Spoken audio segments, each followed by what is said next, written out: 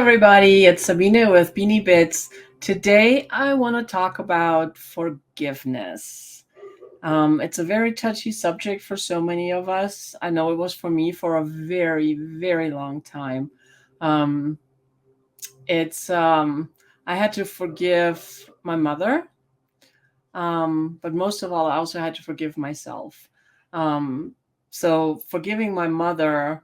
So if you read my book, or you know a little bit about me, you know my upbringing wasn't great, and it was really because she was not happy. She was miserable, and she just did the best she could with what she had, which wasn't much.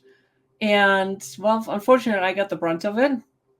And for the longest time, I was so angry. I was so mad at her. How can you do this to a child? How can you do that? And I really resented her for the longest time. And at some point, I realized it's like, in order for me to move on, I have to forgive her.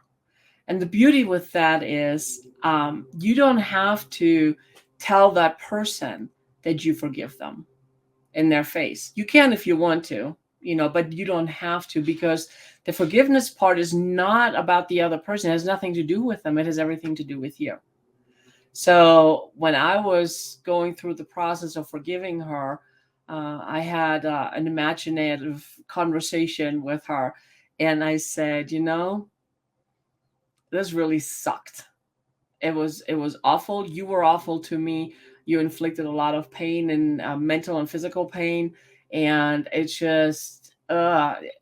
was not good.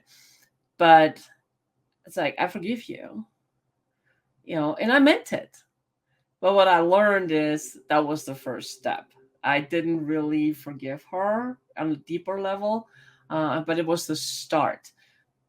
And what it did for me was it lifted a weight off my shoulders, because I no longer had to carry all of that with me. And then through a lot more personal development and growth and everything, I really learned to fully forgive her. And it's beautiful. That doesn't mean I let her back into my life. This is not at all what that means, right? But I forgave her because I needed to be free. In order for me to move forward, I needed to let go. So I sent a lot of love her way, and I just let the whole thing go.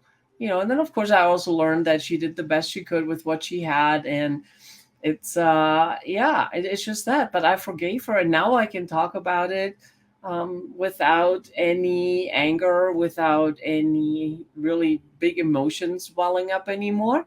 It's beautiful. So if you have somebody in your life that you need to forgive, do so. Not for their sake. It has nothing, absolutely nothing to do with that other person. Nothing. But it has everything to do with you and your power, and taking your power back. Because when you hold the grudges and you hold that pain, you're not free. You're giving your power to that person, to that circumstance, to whatever that was, right? So just forgive, let it go. Go in your heart and say, it's okay. Yes, it sucked. And it hurt. It hurt so deeply. And I don't know how long before I'm fully healed.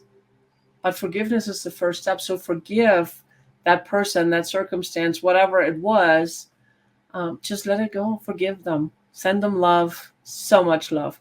And the other thing, too, is in that process, I learned to forgive myself. I was like, well, what do I need to forgive myself for? I did nothing wrong, right? But you do. I learned to forgive myself for holding on. I didn't know. I didn't know. So I forgave myself for that, and so many other things. But that's a really good start, is forgive yourself for holding on, for holding that anger, for holding yourself hostage, right? Forgiveness is so good. So who do you need to forgive so you can move on and move up and be free? It is so good. And yeah, it's so good. Mm, you're amazing. So until tomorrow, have a great one. Bye.